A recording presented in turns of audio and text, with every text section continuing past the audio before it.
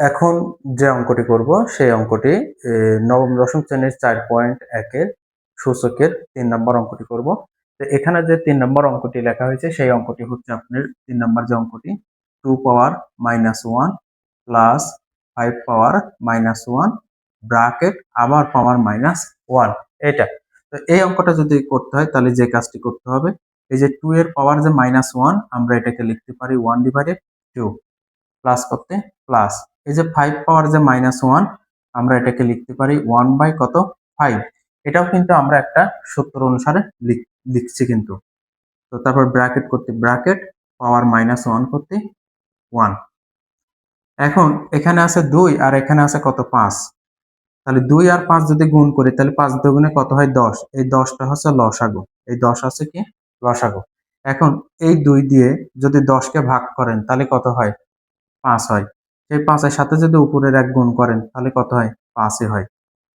যোগ করতে যোগ। এই 5 দিয়ে যদি 10 কে যদি ভাগ করেন তাহলে কত হয় 2 হয়। অর্থাৎ এই নিচেরটা দিয়ে এই নিচেরটাকে যদি ভাগ করেন তাহলে ভাগফল কত হবে 2 হবে। সেই 2 এর সাথে যদি উপরের 1 টা গুণ করেন তাহলে কত হবে 2 হবে। মাইনাস কত 1। তো এখন 5 এর সাথে যদি আপনি 2 যোগ করেন তাহলে কত হবে 7 আর নিচে 10 করতে 10 আর এদের পাওয়ার মাইনাস কত 1। ঠিক আছে? তো এখন যে বিষয়টি সেটা হচ্ছে আমি যদি এই সংখ্যাটাকে যদি ঘুরাইয়া যদি লিখি তাহলে -1 টা কিন্তু চলে যাবে। ঠিক আছে? অর্থাৎ 7/10 আমি এটাকে লিখবো হচ্ছে 10 বাই কত 7, তাহলে কিন্তু -1 টা চলে যাচ্ছে। অর্থাৎ এটাই কিন্তু আপনার অ্যান্সার। তো এখন বিষয়টা হচ্ছে যে 7/10 এর পাওয়ার আছে -1। তো এইটাকে আমরা এটা কেন এটা লিখতে পারি? তো খেয়াল করেন আমরা যদি ডান পাশে দেখাই যে 7 বাই কত 10, তো এইটার পাওয়ার কত আছে -1। তো কারোর পাওয়ার যদি -1 থাকে মানে পাওয়ার যদি মাইনাস যদি কিছু থাকে তাহলে ওই মাইনাসের সাথে যে সংখ্যাটা থাকে সেটাকে আপনি এই যে এইভাবে লিখবো। ঠিক আছে? লেখার পরে 7/10 লিখবেন আপনি। কত লিখবেন 7/10। এখন এই যে উপরের 1 করতে 1, তো আমরা এই ভাগের পরিবর্তে গুণ দেবো। এখন 10 যাবে উপরে 7 আসবে নিচে।